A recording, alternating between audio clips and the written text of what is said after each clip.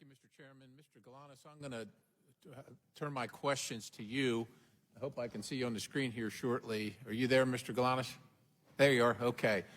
If we can jump right into another Biden-Chinese deal made while Joe Biden was in office, a deal I think you described in your interview as a quid pro quo, where the Chinese sent millions in exchange for a post-VP job for President Biden. Can you tell us what was Burnham? Yeah, so Burnham was an 85-year-old financial services company based in New York that owned an asset management firm and a securities dealer. But relative to the Chinese, it was an unimportant, small player. I'll give you scale, $1.5 billion versus $300 billion Chinese company. So what was Hunter Biden's interest in working with them, knowing that that was the situation?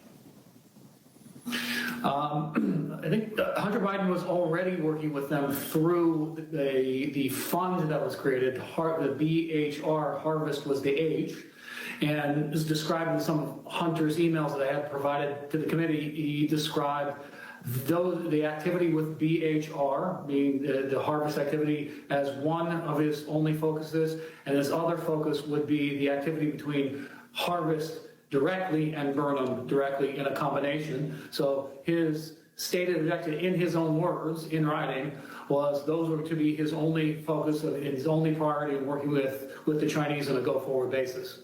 Did you also say that he said the interest in working with Burnham was to make billions instead of millions? Is that right? Yeah, I did say that, and that was on the basis of looking to become a much larger company where his equity interest would be worth a lot of money, billions, not millions. And you said the Harvest Fund was a $300 billion Chinese financial services company. Was it likely connected, or was it connected closely to the Chinese Communist Party and the Chinese government? That's my understanding. Okay. And who was Henry Zhao? He's been described to me consistently by Devin and Hunter as the chairman, but he's ostensibly the head of Harvest. I think he's had a couple of different roles over the years, but chairman is the best way. He was always characterized as chairman and the decision maker for that entity. Right, so he's the chairman of the $300 billion Chinese entity connected to the Chinese government, the Chinese Communist Party, and he was based out of where? Where was his base of operations? In Beijing, China, PRC. And like you said, you heard him referred to occasionally as Chairman Zhao, right? Most of the time it was Chairman Zhao out of a sort of a respect for the chairman, yes. Okay, so now there came to a point where Hunter wanted to bring Henry Zhao, the chairman of Harvest, and their billions of dollars from China into business with Burnham. Is that right? That's correct. That's correct, Congressman. And why would he do that? It was a financial decision. Chinese offered money, and he offered political access. Okay. It was in exchange. Fair enough. It's pretty obvious what Harvest brings, right? $300 billion. But why would Harvest be interested in Burnham versus other financial institutions? I'm sure there are other ones out there, and like you said, it was fairly small. Harvest is $300 billion. Why would they care about this small Burnham? What was the interest for them? I mean, the self-evident answer is the political access, and then sort of underscoring that is there are at least two emails produced that talk about exactly that, the influence of what Henry Zhao Hunter had characterized as Henry Zhao's interest in the access vehicle. So that was sort of explicit and in writing. Okay, so Joe Biden was going to sit on the board of a Chinese company connected to the highest levels of the Chinese government, the Chinese Communist Party. Stepping back in your dealings with Hunter, what was the value that Hunter brought to the table? It was the access to the inducement to induce companies like this Harvest Group to participate in Burnham. So it was we'll call it relationship capital that he brought to the table, not financial capital. relationship but it had an capital that economic value to the business. relationship capital that you described as the Biden lift. What was the Biden lift? Biden lift was simply Hunter's access to his father and his father's power and prestige in influencing the growth of a financial services business, which is largely reliant on its reputation and ability to attract other clients. I'm running out of time here, but it sounds like a quid pro quo to me. Sir, what did Harvest did in fact invest money in Burnham? You called it a material inducement. Can you explain what that means? And do you know how much the Chinese paid? I believe I was out of the picture toward the end of 2015. I believe that they ended up paying $4 million into Burnham. I believe, though, as a result of legal entanglements that I encountered, that the transactions didn't happen in the way people expected or that they had written about in terms of what the Chinese were expected to do. All right, Mr. Galanis, I just want one last question. I'm going to show you a draft email that you provided to the committee. Mr. Chairman, I yield. Objection on time. Good job. Chair now recognize Ms. Crockett for 1 minute, or 5 minutes. 1 minute. All right. First of all, Mr. Bobulinski, do you know who Elections LLC is? Yeah. Mike. Well, it's not a who. Okay. Well, do you know what it is? Yes, it's a LLC. Okay. And is it the LLC that your attorney works for? I believe so, yes. You believe so. Okay. So at this point in time, I'd ask unanimous consent to enter into the record a document indicating that the law firm representing Tony Bobulinski was paid $10,000 as recently as January of this year by the Save America PAC, which you may recognize as Donald Trump's PAC. Without objection. Thank you. Now, so far in this hearing, it has felt like the worst episode of The Apprentice. I'm sure you're familiar with that show. It seems like my colleagues and maybe you and some others are trying to become the next vice president of the United States of America. You're auditioning or something like that because, Mr. Bobulinski, I know that you take exception to the fact that your credibility has been called into question over and over. But when someone comes to testify under oath, whether it's before this committee, behind closed doors, or in person, then we have to evaluate someone's credibility. And, sir, I definitely have always had issues with your credibility, as I know that you are very well aware of. So let me remind you of what happened behind closed doors. Well, you should ask Ro-Khanna about my I haven't credibility. asked you a question. Okay? You are? When I haven't. So when I ask you a question, that's when you answer. Otherwise, I'm talking. So, Excuse me? with my time, because it's my time, I want to be clear that when we were behind closed doors, you called a number of people liars. You called the Wall Street Journal liars. You called Cassidy Hutchinson a liar. You called the FBI a liar. You called Rob Walker a liar. You called James Gilliar a liar. You called Hunter Biden a liar. You called Jim Biden a liar. And just today, you added to your list, you called my colleague, Congressman Mr. Goldman, a liar as well. It seems like, according to you, the only person that's telling the truth is you and everyone else is lying. But I want to move on to something else. Is that a question? It's not a question. Oh, okay. You'll know when I ask you a question, I promise. Thank you. So the other thing that I want to talk about is the fact that my colleague from the other side of the aisle talked about the company that we keep. And she wanted to go through a list of people that she felt like were bad company because right now the majority has been relying upon the testimony of someone who's currently sitting in federal prison. And we know that your company is the company of somebody who's been found liable of fraud, as well as defamation, as well as sexual assault, and for whatever reason can't pay his bills at this point in time. But I'm going to ask Mr. Parnas, so this is a question to him. Are you aware if Trump had any associates that have been found guilty of anything? Yes, lots of them. Lots of them. Me included. You included. Okay, so when you were called here to testify, You weren't called here to testify for any other reason than to tell the truth. Is that correct? Yes, Congresswoman. Now, we started this whole sham off because of the 1023, and that was debunked by you, was it not? Yes, Congresswoman. Way before we started this impeachment inquiry. And you mentioned a number of times this guy by the name of Rudy Giuliani. Yes. Now, you know, everybody is so stressed about the fact that Hunter ain't here today. But, you know, Hunter came and testified behind closed doors for over 6 hours. And every single one of them, they weren't limited to 5 minutes. They could ask whatever they wanted to. And there's a full transcript of his testimony. So I don't know what else they wanted to do besides the fact that they wanted to put on a show. But let me tell you something. This whole thing is based upon something that Giuliani came up with. Yes. And we tried to subpoena him that's what I remember. If anybody else remember, we asked, we said, hey, we should subpoena Giuliani.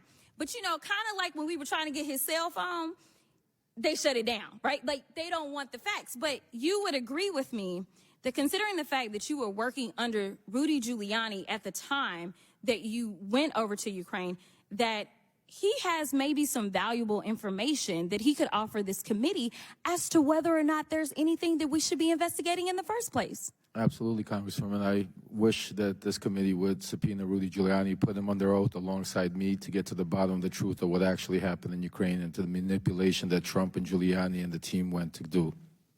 I agree with you, but somehow it doesn't look like we're going to get there, and I thank you for your time. With that, I'll yield. Time's expired. Chair now recognizes Mr. Biggs from Arizona. Thank you, Mr. Chairman. Mr. Galanis, on May 9th, 2014, you received an email from Devin Archer confirming, or you wrote an email confirming that Ms. Baturina was investing with Burnham Investments, $15 to $20 million. Is that true? Yes, Congressman. And let's talk about the predicate for that. Ms. Baturina is the richest woman in Russia, and you knew her. And were you invited to a party that she attended? Yes, in Brooklyn, yes. Let's have the invitation up, please. And here's a copy of the invitation that you received. Is that right? Don't yet see it, Congressman. I did receive an email invitation, so yes. An email invitation. And did you go to that party? Yes, I did attend that party, yes. And was Hunter Biden at that party? Yes, he was. And we know that he was because we have confirmation of his calendar, which is the next exhibit. It was noted on there, and he showed up there. And so all of that's true. It's all verified right there. And Yelena Baturina and her then husband Yuri, they were at the party, right? Correct. With Devin Archer as well? That's correct. And during that party, you guys, Hunter pulled you guys, the people we just named, pulled them away from where the party is, and you go to a separate little area where it's quieter because there was over 100 people at that party. Is that true? That's true, yes. And all of a sudden, Hunter says, okay, I'm going to make a phone call. He makes a phone call, does he not? He does. To whom? He called his father. Then Vice President Joe Biden, who was Vice President at the time. What was said on the call, please? Wait a second. Before you tell us, the reason you know it is because he put it on speakerphone, right? He did. After he said hello, and then he put it on speakerphone. So I was first party to hearing it. And Please sum it up. I'm sorry, Congressman, I talked over you. Yeah, please sum up. Please sum up that phone call for us, Mr. Galanis. Okay, it was a relatively short call, but it was. He indicated that our friends had come in from out of town. That then the exchanges it testified was related to they were going to proceed. Things were going to proceed. And he said, the vice president had said to look after my boy. And it was 5 days after that party that you received word from Devin that Ms. Baturina was in for $15 to $20 million with you guys, right? That's correct. Let's go to a different issue. Let's go to the harvest issue. and I just refresh everyone's recollection. When Devin Archer was there, because at that time he had to come in. He came on in, and we had this great conversation with him. I said, hey, did Hunter ever indicate to you that the Chinese anticipated that after his father was out of office, he might join their company with one of their companies as a paid advisor? Mr. Archer says, did he intimate that? I said, did he indicate that to you? Mr. Archer, I don't recall, but potentially. I don't recall, but potentially. And I said, you don't recall, but it's not new to you. The concept is not new to you. Is that what you're saying? He said, no, it's not new to me. Why wasn't it new to him? Why wasn't it new to him? It wasn't new. It's because that was, Yeah, go ahead. it was an explicit discussion amongst us that was an inducement to the Chinese to invest in the Burnham business. That being the VP's position post his position, official position On a board of advisors, paid board of advisors. of the Chinese company, Harvest. Yes. And when you say us, who was the us that was discussing that? What I was referring to and just making that comment was Hunter, Devin, and myself. Let's go to something There else. was a broader sort of circulation group about that, and that was reflected in an email from a staff member at Thornton Group who circulated the draft email that also reflected he had a similar conversation and drafted a letter based on that understanding. How long have you been incarcerated, Mr. Galanis? I've been incarcerated for 8 years, Congressman. And you offered to tell the Southern District of New York and SEC about Hunter Biden's company, Rosemont Seneca Bohai, and they rejected your offer, didn't they? On multiple occasions, that's correct. Why do you think they rejected that offer? Time's expired, but Counsel please said at answer the the time it was- question. Answer the question, Mr. Galanis. All I can tell you is what counsel said to me. Which was? Counsel had indicated to me that he had never seen a prosecution reject information, particularly paper-based information, that could have corroborated my verbal statements. Thank you. My time has expired. Thank you. Very good. Chair recognizes Ms. Bush for 5 minutes. Thank you, Mr. Chairman. St. Louis and I are here today once again to focus on the real issues that affect our communities instead of this partisan circus. Let me start by saying that influence peddling is absolutely a very serious issue, full stop. But we all know the truth. Donald Trump is the quintessential influence peddler in chief. Despite this, for well over a year now, House Republicans have spent dozens of hours of precious committee time hearing testimony from nearly 20 witnesses on their baseless and increasingly embarrassing attempts to link President Biden to actions of his family members and implicate him by association. Even after all this time and effort, they haven't been able to muster up any credible links between the president and his son's business dealings. All they have proven is that they will do whatever it takes, including using their razor-thin majority and chairmanships to waste the people's time. Let's let today's hearing be the final nail in the coffin of this sham impeachment investigation. I urge my Republican colleagues to admit that their quest to impeach the president has completely collapsed. They have fallen short, and with each passing deal, they are losing votes and credibility, even within their own conference. It's time for them to move on. But that's not likely to happen because my Republican colleagues don't care about responsible governance or making people's lives better. They don't have an affirmative agenda. They would rather distract us all with these unfounded accusations against the president. So it's no coincidence that under Republican leadership, 2023 marked the most unproductive year in modern history for Congress. Aside from a failed impeachment investigation, an unprecedented 3-week stint without a speaker, and bringing our country to the brink of a catastrophic government shutdown multiple times, Republicans have done absolutely nothing to demonstrate why they deserve to control any chamber of Congress, let alone the White House, for which their cult leader, a twice impeached, 4 times indicted former president, is running to gain influence and control again. They're just grasping at straws, and it'd be comical if it wasn't leading to real harm and real hurt in our communities. The people of our country are the ones paying the price for their failure to actually govern. Instead of wasting all of our time, our hours and hours going down fake rabbit holes and amplifying baseless conspiracies, we could focus on actual policy. We could focus on substance. We could focus on saving and improving the lives of our constituents, not misusing precious time and resources of this committee. What I'd rather focus on is the people who don't have the money and resources to buy influence, the millions of people in our districts who have been harmed by the ongoing refusal of the federal government to take full responsibility for the Manhattan Project waste, and who are still getting sick from exposure to toxic radioactive waste their own government created. It still lingers in communities all across the country, like in St. Louis, Missouri, where proper cleanup still remains undone. I am ranking member on the Subcommittee on Economic Growth, Energy Policy, and Regulatory Affairs. I have repeatedly requested a hearing on Manhattan Project waste and its countless victims. I'm still waiting.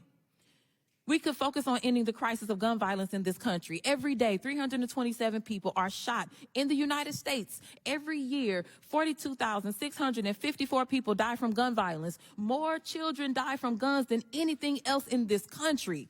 Why are we not acting to protect them? How are we not treating this like the public health emergency that it is?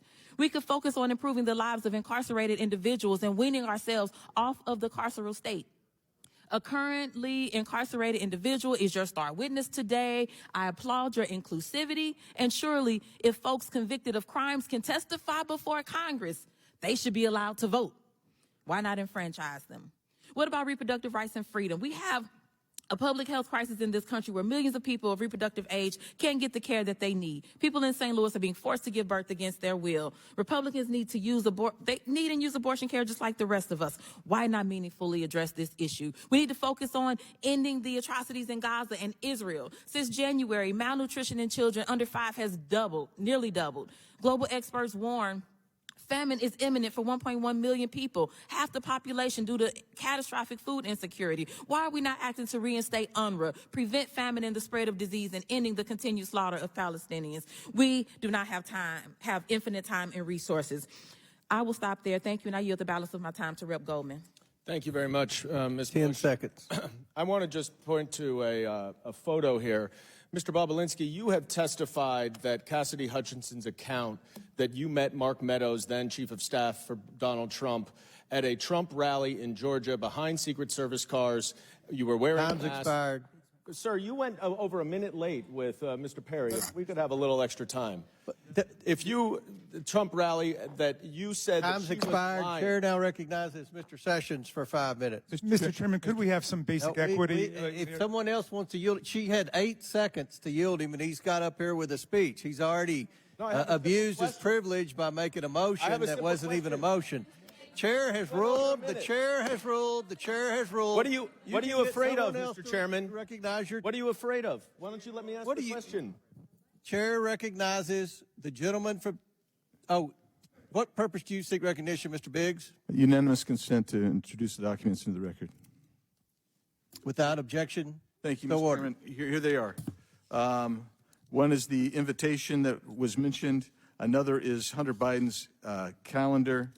Another is the email mentioned confirming that Yelena Baturina was going to invest $10 to $20 million with him. Another one is page 180 of the Galenis interview, page 56 of the transcribed interview of Hunter Biden, and also pages 41 and 42 of the Galenis interview. Without objection, so ordered into the Chairman, I have record. a Now, UC Chair, what purpose do you seek recognition, Mr. Goldman? I have a UC motion, Mr. Chairman. Proceed. I would like to enter into the record the portion of the Devin Archer transcript where he says that Yelena Baturina never had any business dealings with Hunter Biden and that money went into their joint account was done by mistake. A mistake. Okay. Without objection. And, Mr. Chairman, I have one UC request as well. Proceed. This is from Salon Magazine. It's embarrassing. Republicans worry they have 0 accomplishments to run on in elections. Without objection, so ordered. Chair now recognizes the